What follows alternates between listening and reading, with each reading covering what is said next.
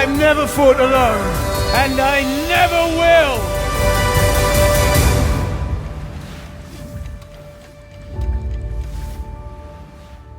Ladies and gentlemen, I have with me here another Harry Potter and the Cursed Child actor, Mr. Aiden Close.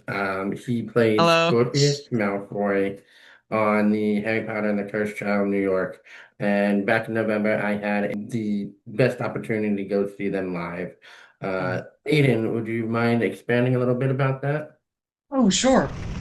Yeah, at least while they'll have me, I am playing Scorpius Malfoy on Harry Potter and the Cursed Child here in New York at the Lyric Theater. So what they do is they do years, I think like school years. I think it's very charming. But they do like so we're on year seven. And so I was able to come in on year seven with many of my tour friends and Tom Felton, who I'm sure you've heard about, who plays my dad. And so it like this brand new year, starting around mid-November, going until next September, if they don't fire me. It's been dubbed like All-Star, Harry Potter and the Cursed Child. So I'm very, very lucky to be a part of it. Yeah. I saw recently your reaction video to Mr. Felton reaching out to you, Yeah. telling him he gets to be your dad. Aiden, young man. Aiden, hi. This is Tom Felton. You can just call me father. I'll call you son. And yeah, I'll be seeing you on Broadway. I'm playing your dad. What was Yeah. that moment like for you Yeah, specifically? okay. I'll take you there with me, Sean. Imagine this, if you're willing to dream with me. Um, Imagine you're sick as a dog, like sick. You're in your pajamas and your oversized hoodie, just like hating the world, you know? Just like sneezing and coughing. And then a producer texts you and is like, "Hey, are you able to hop on the phone right now?" Doesn't tell you why. Does not tell you why. At this point, I was living in LA with Emmett, who plays Albus, and Julia, who plays Delphi on the tour. Oh. So your producer texts you and is like, "Hey, wanna hop on a phone call?" And I'm like, "Sure, just know very sick." And I hop outside and I go to our porch, I put the phone up against a plant, and I sit there wondering what they're gonna talk to me about. And Daniel, producer, hops on and is like, "Hey, how are you doing?" And I'm like, "Oh, I'm so sick." Never in a million years did I think what was gonna happen next. And they're like, "Okay, cool. I'm just gonna pass the phone off to someone."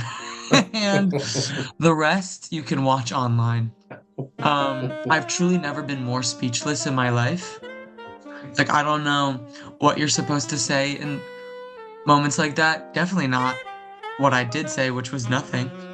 I think my mouth was just agape. And I tried to say something witty and clever. It didn't come. And so you got what you saw. It was truly mind blowing. It was life changing. It was, um, it was, it's the stuff that you only dream about. And then you only dream about saying that you only dream about it, you know? So, like, never did I think that that would happen. It was just like, and now that I know like Tom so well, and he's such a good friend and a mentor and sort of that parental figure in my life, like, it's strange not having like that there was ever a time that where this wouldn't happen. But until then, like, whoever actually dreams that that would happen. So yeah, I was sort of in denial for a long time until I actually met the man. But yeah, that's what it was like. That's what it was like. That's amazing. That's absolutely amazing. So I have some questions for you today, if you Okay. don't mind. Yeah, of Uh, course. you got it. So my first question for you is, what has your experience on Cursed Child been like, and how did you get there? Whoa. Big question. Big question. For the viewers, just to let you know, Sean was like, if you keep talking, there's like good stuff. I could talk about this for 2 hours. So you're gonna have to shut me up. Good. So I graduated college, um, and like a few months later moved to New York. And when I did, as many people who moved to New York, do hit like a bout of extreme depression and like uncertainty. It's just it's a very hard city to be new to, especially if you're like prone to being, I don't know, shy or a little blue. It's very tough. And a few months in, like I got a couple texts from a couple different friends who were like, "Hey, the tour is casting," and they knew me. They know I'm a short little Victorian-looking sick little boy, and they're like, "You look perfect for it." And so I put in a tape for Albus, and th over 7 callbacks, I was auditioning for Albus over and over and over Wow. again. And then John Tiffany, who um directed the show, won Tonys for it. He said after my final audition for Albus, he turned around once I had left the room and he was like, "Why is this kid auditioning for Albus?" And like a day later, I was back in the audition room and um I walked up to the door to the door. They'd sent me to the wrong building, so I'd run over and they're like, "Run," and I was running. And so I was there out of breath. I like checked the call sheet and it was just me. And I was like, "Oh man, okay, Wow. something might happen here." And it imbued me with this like Felix Felice's like confidence. And just like I walked in and there were so many people in the room and I was the only one that was on my side of the room. And I was like, "Okay, okay, this is different." And just like we played, and 2 days later, I got the call. But it was that moment staring at the call sheet that I like realized like this might happen more than like getting the call, you know? Wow. So that was the moment that my life changed. And then um I was on tour. I was like, I couldn't speak to anyone for 6 months about it. So Wow. everyone knew. And then I was rehearsing and I could get into all of it like a death amazing, but like then I was on tour for a year. And then in May of that year, I got a casual email that was like, "Hey, you have an offer from New York." And my life changed again. And they're just very, when your life changes, I'm sure you maybe feel this also. It's like, it's very casual. It's like a thing has Yes. just dropped on you and you're like, whoa. Like you can't contend with it. It's not like someone sitting you down and be like, "Okay." Sometimes it is, but a lot of the times it's just like someone's like says something or like calls you or it's an email and you're like, whoa, like paradigm shift. Like your stomach is now in your brain and your brain is in your stomach and you're like, whoa. And then we finished out the tour and then, you know, we started rehearsing and then opening night. How am I supposed to explain it? Like I can't even comprehend it myself. So how's it been? I don't know. I couldn't tell you. I haven't been here. I've been some other where, Like I'm just like I'm trying to feel, my feet on the ground when I'm like 20 feet up. Um, but there are some moments where like Emmett and I will look at each other and I'll remember meeting him in like the back of a coffee shop, clandestinely and covertly, because we were CC'd on an email. And then I'll look at him and it's, today. Wow. And like I'll like I don't know, we'll see the golden lights of the Forbidden Forest light up and you're like, whoa. Like, how can you describe that, Sean? I have no idea. But anyway, that's that. I'll keep talking, but that's that. That is absolutely amazing. Yeah. When I saw this cast on Broadway, it Mm, it meant something to me, not just because of Tom Felton, but because yeah. of how the cast and Yeah. the crew looked. You Right. guys fit the part I of each know. of your Yeah. character. I know. It's like heavy hitters. Like Yes. everyone is like channeling some archetypical, like quintessential essence about Yes. these characters that you could not ask for a better cast. You could not. You could not. Yeah. Absolutely. My fiance has asked me for several years, "Do you want to go see it? Do you want to go see it?" I said, Yeah. "No, no, no. It's not the right time. It's not the right cast. Just Yeah. wait. Just wait." And year seven, as you said earlier, came around Yeah, and the cast list came out. I told her immediately, this is a cast I want to yeah, go see. This is the yeah, one. yeah, And I'm glad I did because each of you brought those characters to life. yeah, yeah. Um, which actually kind of brings me to my next question for you. Mm, Bringing characters to life is such a big step and challenge, especially to something that has never really been done before, where you take a mm. movie adaptation of something and you turn it into a Right, play. right, right. What challenges have you faced on your time on Broadway, and how do you Hmm. push through them? Yeah, well, it's interesting. I feel bad for like John who plays Harry or Rachel who plays Hermione, like these characters that are like beloved and like you've spent, especially in Harry, 7 books in his head through Yes. his like wonder and through his anger and through his triumph. Like you've just like felt every thought, and so everyone's coming in with their own understanding of who these people are. With many adaptations, this is the case, and no more is it present than in Harry Potter, which is like our sort of modern myth, that a lot of Yes. people grow up with and attach to.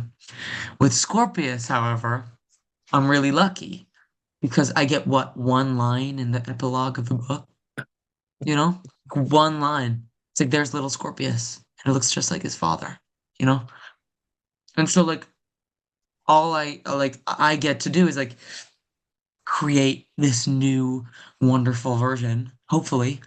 Um, and like when Emmett and I were rehearsing it, I didn't go see the show. And so I was just like, I sort of had these racer blinders on where I was like, I could just focus on what we're creating together and what, this new version of the character, because we've cut like 40 minutes off the show, this new version of the character is. And like, um, so I feel very lucky because I don't feel that pressure. Whatever pressure I feel is just, my own neuroses and my own, you know, anxiety and my own grappling with the text. I don't have to grapple with being, Dumbledore. Like I don't got like people don't see me come on stage and they're not like, what? Dumbledore. They're like, who's this? Who's this little Malfoy? And I just get to, I mean, if I like can talk about it, like I'm wheeled on for my first scene, Wow. and I have like, my little baggie of sweets in my little book, and everyone's like, "Oh, here comes a Malfoy." Oh, okay, here comes trouble. Like here comes like, the posh accent and the like one-liners and the plosive P's, you know, and like, and then I say my first line and I get to just sort of demolish any sense that this audience is gonna know what's gonna come out of my mouth. You know, Right. Scorpius is so much like his mom, and we never get to meet his mom, and so like I just sort of get to be this surrogate Astoria on stage, I think. Wow. And like, so I feel very lucky that I don't really have any expectations on me. Whatever I get to provide the audience in terms of truth or joy or humor or emotion is all new. Even Albus, even Emmett has to contend with the like he has some lines in the epilogue and in the last scene of the movie, and people come in like knowing that sort of Albus is like this lost kid. No one knows what's gonna come out of my mouth. Anyway, okay, yeah, that's it. That's the end of my answer. I feel very lucky. I feel very lucky. That's amazing. Yeah. The way you describe things is very poetic and very, Oh, very thanks.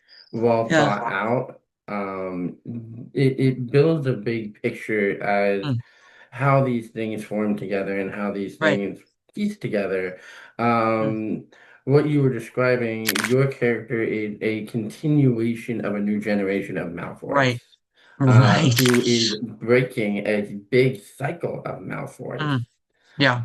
The connection between him and Albus Potter is a Mm, very unique one because for right. years the Potters and the Malfoys did not get along, and now here you guys Famously. are breaking that cycle apart. Yeah. And it goes to show you that for generations and generations, Harry Potter continues to be a reminder that through love and acceptance, Yeah. everything will work out.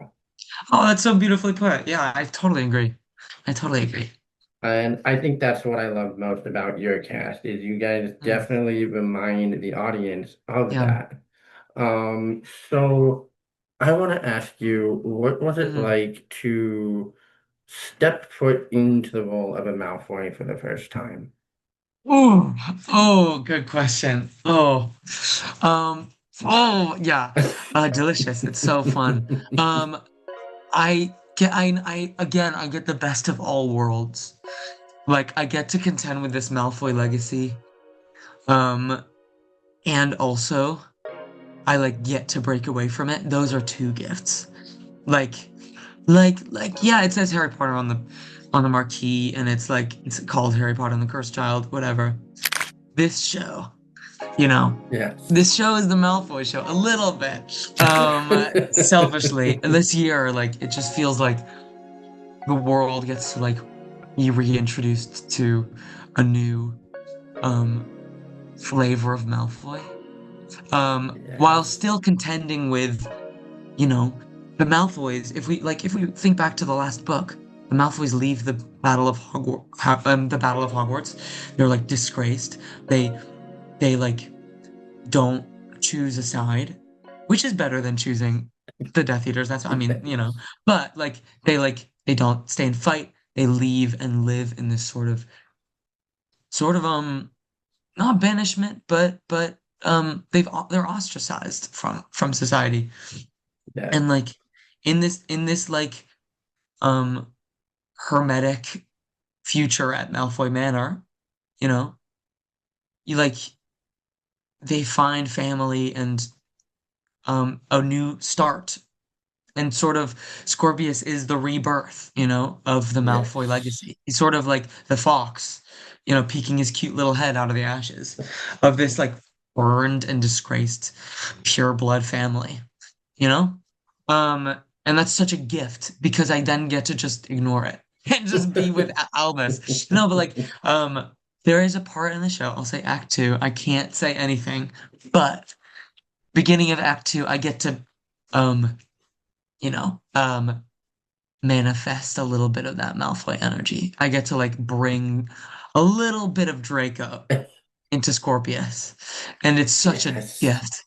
Um, but like, so I read through all the books when I was preparing for the role, you know, preparing for the role, all that stuff. But like, I was like preparing for the role, and I was reading through all the books in the New York Public Library, just like voraciously, just like eating it up and writing notes. And I'd like highlight blue for like bits of lore. I'd highlight pink for like spells and potions that appear in the play. I'd highlight orange for like places and descriptions. And then I'd highlight yellow for Draco, anything to do with Draco. And so I just like devoured anything like because you just get such a painting of this rich, snotty, but like broken and lonely kid. Yes. And throughout the books, he just gets nastier and nastier, and as he does, you just fall more and more in love with him as he like rejects choices of just kindness, or like rejects, you know, character growth in a way, and you just feel for him more and more as you get to Yes. know Lucius and Narcissa and all this like thing. So I guess long story short is like I like read it and consumed it and like distilled the Malfoyness. And then my first line is just one of utter exuberance and joy. And you just feel the pressure on him, and then you also feel the presence of Astoria. And I don't know, it's something entirely new. It's something completely new. It is. And so it was so delicious being a Malfoy, and then it was so wonderful not being a Malfoy, if that makes sense. Yeah. Yes. Is this your first Broadway debut? Yeah, yeah. I've never been anywhere close. I'm a Wow.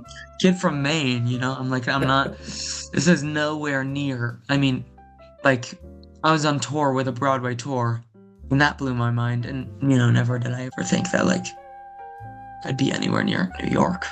Not even close. Oh. I think for your first Broadway debut, you are heading in the right direction. And yeah, I know. I wonder what like clerical error got me here, but I feel very lucky that Emmett and I are able to be here together and like having a year to like with like I don't know, like hitting the gym with this character, like just like feeling the success and failure and like trial and error of like trying to get this character right and consistent. I can't imagine like being cast and just jumping into New York and this, especially this year with Tom and new eyes on it. I would be swallowed. I would be eaten alive.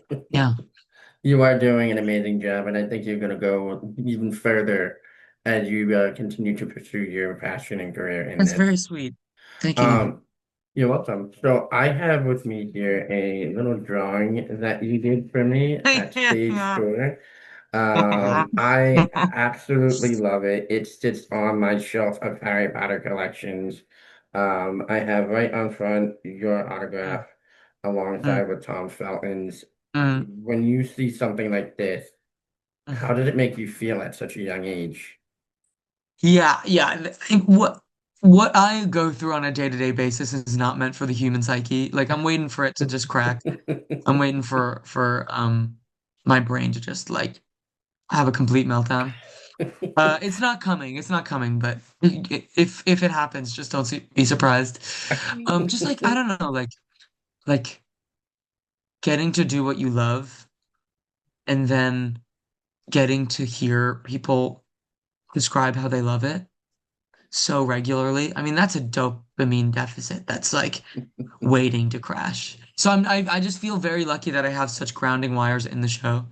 Like, of course, I have Emmett, and of course, I have Tom, just there to be like, not like humble, because that's not what it's about. It's not like, oh my God, like getting lost in the stars. It's like it's just like a lot. It's like emotionally and energetically a lot.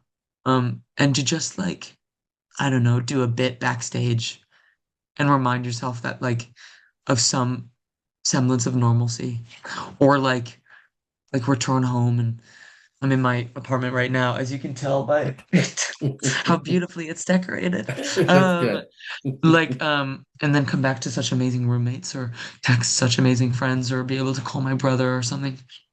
Um, you have to find a way to handle it. Otherwise, it'll just, some brains are built for this. I don't think my brain is built for this. Which I think is part of a strength, maybe. But yeah, it's important to have grounding wires in not in an ego way, but in an energetic exhaustion way.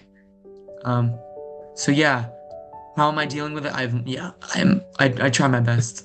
I try my best. But like, um, the funny thing about like signing, like, playbills or whatever people have, brought like books or something. Um, it's in like if I've had like a show where I felt like I just like barfed all over the stage and like just completely ruined the show and was very bad. Like I'll go out and like there'll be a kid who's like, "Oh my God, like thank you so much. That was so incredible." And you're like, "Oh, this is not about me. This is not about any sort of ego or sense of my own accomplishment. This is so beyond me." And then like I'll also go out after I feel like I've like soared through the moon and I'm like, oh my gosh, like, oh my God, that was such an amazing show. And oh my God, me, oh my God. And I'll go out and I'll sign and they'll be like, wow, like, thank you so much. And like, I came all the way from like Brazil and thank you for making this, special. And I'm like, oh wait, this isn't about me at all. It's like, it works in both directions where it's like, whoa, this is like, we're in service of a show and we're in service of like I don't know nostalgia and something entirely new and emotional resonance and opening people's hearts in a way that only a show that people invested in when they were kids can. Yes. Yeah. Oh my God, I'm goosebumps. Like, it's crazy. It's crazy. So you've been a fan of the series for a long time then, yourself? Yeah, I was. I mean, don't tell anybody, but I was a Percy Jackson kid. I was a Percy Jackson kid as a kid. Yeah, yeah. I Yeah. love Percy Jackson as well. It's one of my Yeah, I next know. Yeah. favorite series that's out If there. anyone found out, I'd be fired. But like the No. first time I read through the books in its full, like I read through the books as a kid, and then the movies caught up, and then I was like, please, can we just watch the movies? And so the first time I got to the last chapter of the last book was like 3 months before we started rehearsal. Wow. Yeah, it was like right there. And I was like on the roof of my apartment in Bushwick when I was living there, and like on the last chapter, and I was pacing around because a lot of emotions were running through me. And I read the part where it talks about Draco and, you know, like his new, like his young son who's like the spinning image of him. And like it felt like a baton was being like passed through time and handed in my hand. And that's a dramatic way of putting it, but it felt very dramatic at the time. And so I feel very lucky that as an adult, it was the first time I was like reading the stories. Because you know, I dressed up and like watched all the movies and all that as a kid. And throughout my life, it's like an annual watch, you know.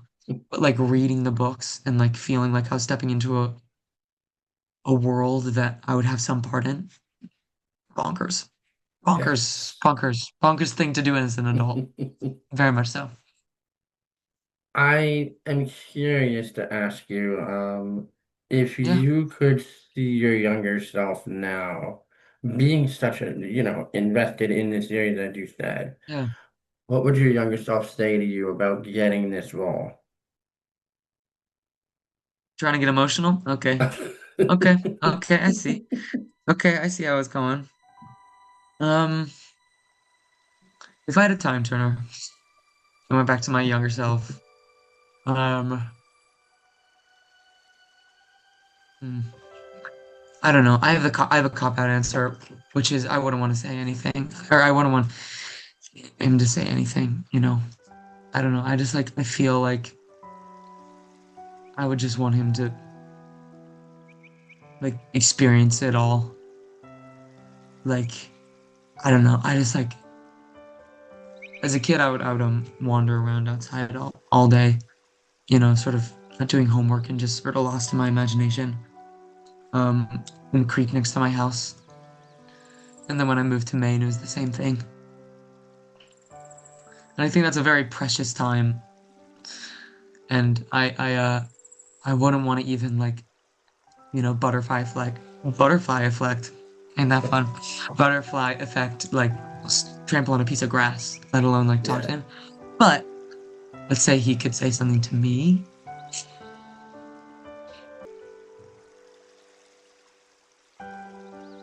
My life feels so normal to me now.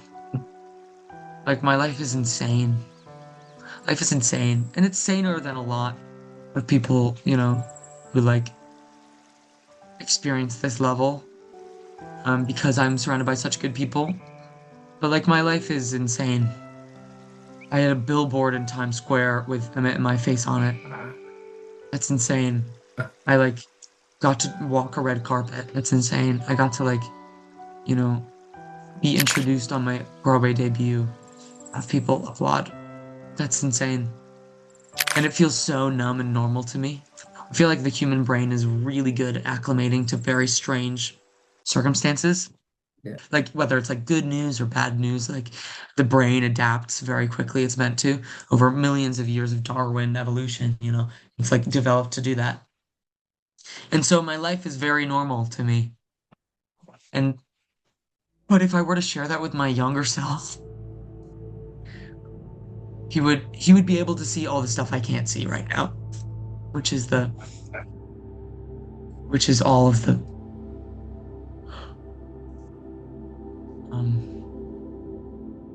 like wonder that's invisible to me now.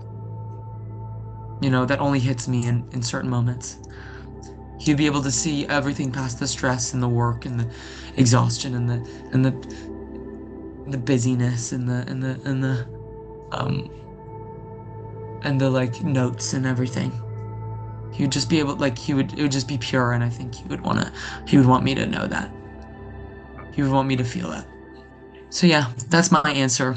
That's my answer. Happy, Sean. Happy. That was really good. Um, if I may ask you one more question, Of course, yeah. two-parter question for you. Um, Um, the first part is, what do you plan to do for the next 5 years with this career, and how do you plan to get there? And what mm, advice can you give to others who wish to get involved? mm, wow, those are very good questions that even I don't have the answer to. 5 years. I think in 5 years, I'm still going to be in the learning stage. Like this is all just one of the luckiest educations anyone's ever been given. It's like grad school. Like every night, uh, I get to experience an exercise in emotion and you know pace and theater and listening and all of these things. I get to just like soak it up and fail and fail and fail and fail and fail and fall short in a way that is so lucky. Um, and so in 5 years, I hope I'm still doing that. I hope in many realms of this industry and of art forms, I hope I'm able to like experience many realms of acting and storytelling and creative life. I hope that I'm still in the growing stage and either I haven't given up or my brain hasn't like solidified too much. I hope it remains porous in that way. So I hope whatever I'm doing, whether that's, this play, another play, you know, TV, film, whatever I'm lucky enough to do, or maybe if I'm just like between jobs and I haven't worked since, I hope I'm still like growing and feeling my feet under me. And how do I plan to get there? I don't know. Stay sane. Stay sane. Stay in contact with the people that I love. Be better about that, you know. Um and then what advice? Man, I don't know. I trip and fell and like I'm incredibly lucky. So much is luck, you know. But luck is also another word for like opportunity. Um, I'll say this, anyone looking to like, I don't know, especially young people looking to get a start, be as embarrassing as possible. Be as embarrassing as possible. Like, not in the way that's like, I'm holding a nail clipper. Isn't that fun? That's been my fidget toy for this whole interview. That's And that's a peek behind the curtain. that's a good one there. Yeah, A exactly. I little can, toy it's to like, play it's just, with. I can sort of, whatever. Like, um, be embarrassing, not in a way that's like only, no, bleh. Like, I'm like, um, I'm like embarrassing or annoying or whatever. It's like risk being like heart open, earnest, um, trying too hard, trying not hard enough, like, um, wearing your backpack, bringing notebooks to things, like, be embarrassing. When you're in the rehearsal room, like, if you can't be embarrassing in front of your director or your friends or your castmates or your crew members, it's hard to be embarrassing in front of an audience, and, like, vulnerability is embarrassing. Like, real vulnerability. Like, being vulnerable, quote unquote, is, like, easy. Being vulnerable, like, I can't speak, is very hard. And so, like, pursue that with, like, lightning precision and intensity. And while you do, be kind to yourself and to others, because everyone's embarrassed all the time. Some people cover it up with like, you know, confidence, and some people cover it up with shyness, but everyone's embarrassed all the time. So just be kind and know that we're all sort of embarrassed and sort of sweaty. And so like being young is embarrassing enough. Lean into it. You can't get rid of it, so just lean into it. And like while you're in school or while you're young, just like relish the fact that while you're embarrassed, no one will notice. You know, when you're an adult and you're embarrassed, like it becomes harder to um it becomes harder to have less consequences, to like messing up. So mess up while I guess what I'm trying to say is mess up while the only consequence is being embarrassed. That is Yeah. great advice. Oh, good. I love that. Well, Aiden, listen, I want to say thank you. I know you're a very busy guy with all your shows Hey. and rehearsals that you have to go Yeah. through.